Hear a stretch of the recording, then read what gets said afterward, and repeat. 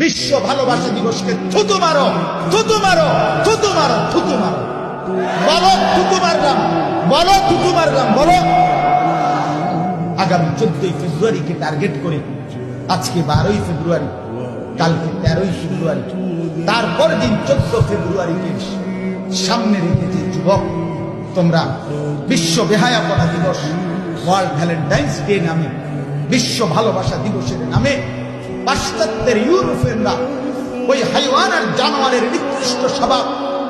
যারা দুশ্চরিত্রতা, বেহায়াপনা, যারা ফ্রি সেক্স, ফ্রি মিক্সিং,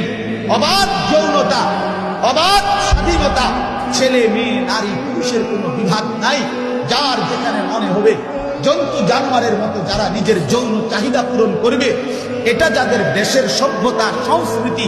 এটা যাদের কৃষ্টি কালচার, সেই পশ্চিমা অসভ্য